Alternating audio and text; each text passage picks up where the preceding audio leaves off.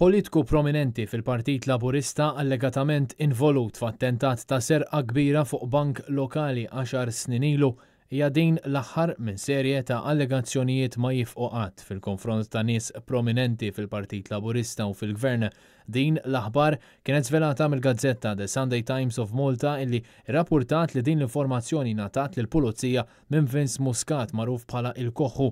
Muscat qed jinżamm arrestat fuq suspett li hu wieħed mit-tliet persuni involuti fl-assassinju ta' Daphne Caruana Galizia dan fil-waqt li kien ukoll wieħed mis-suspettati ewlenin tal-attentat ta' serqa fuq il-kwartieri tal-Bank HSBC f'Ħalqormi fl-2010. F'tentattiv sabiex jingħata l-maħfra brabta mal-qtil ta' Daphne Caruana Galizia, Muscat qal lill-investigaturi li jista' jidentifika politiku qoli fil-Partit Laburista li jen fl-ippjanar ta' din is-serqa. Net News istaqsa lill-Ministru fl-Uffiċċju tal-Prim Ministru Carmelo Abela jekk jikkundannax lil dan il-politiku Laburista.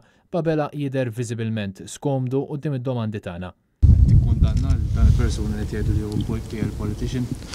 Mela, jiena dalodu smajtu wkoll intervista li għamlu lill-Prim Ministru u għawdieħel fl-uffiċċju tiegħu Kastilja u nixtieq nirreferi lilek għal dik l-intervista tal-Prim Ministru u lura nħoss li f'dan il-ċirkustanzi m'għandix xejn inżid ma' dak li qal il-Prim Ministru dalgħodu lill-kollega tiegħek. Madankollu minkejja li referina għal dak li qal il-Prim Ministru, Robert Abela wkoll ma tal-ebda risposta fil-waqt li fl-ebda ħin ma ċaħat dan l-iskandlu.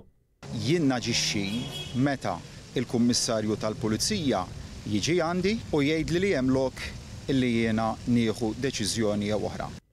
The Sunday Times irrapportat kif Vince Muscat u l-kompliċi l-oħrajn nataw informazzjoni minn ġewwa ta' kif jistgħu jidħlu fil-control room tal-bank u semma wkoll kif kienu se jitqasmu l-flus li jinsterqu l-bank in kwistjoni l-Partit Laburista u lanqas il-Gvern ma ħarġu ċaħda uffiċjali għal fatti żvelati.